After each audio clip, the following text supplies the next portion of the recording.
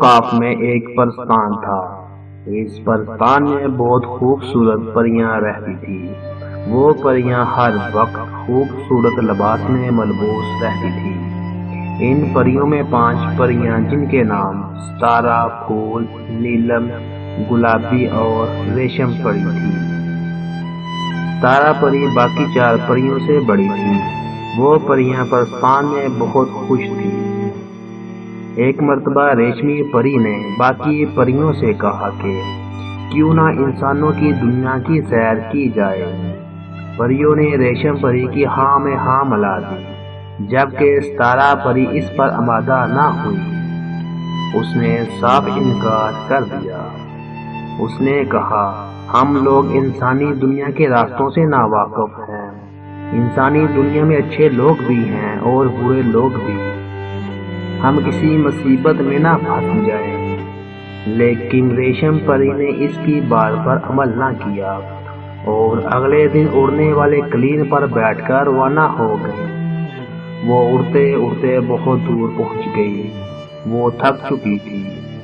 انہوں نے فیصلہ کیا کہ وہ کسی ملک میں اتر کر تھوڑا آرام کر لیں۔ وہ ایک ملک میں اتر گئی۔ اس ملک میں ایک ظالم بادشاہ حکومت کرتا تھا۔ وہ اپنی رعایا پر بہت ظلم کرتا تھا۔ وہ بہت لالچی انسان تھا۔ پریاں بادشاہ کے محل میں داخل ہوئیں۔ چند روز محل میں گزارنے کے لیے اس سے اجازت لی۔ بادشاہ نے اجازت تو دے دی، لیکن ان پر بہت ظلم کیا اور ان کو قید کر دیا اور ان کو واپس نہ جانے دیا۔ ادھر پرستان میں ستارہ پری اپنی دوستوں کے لیے بہت فکر مند تھی۔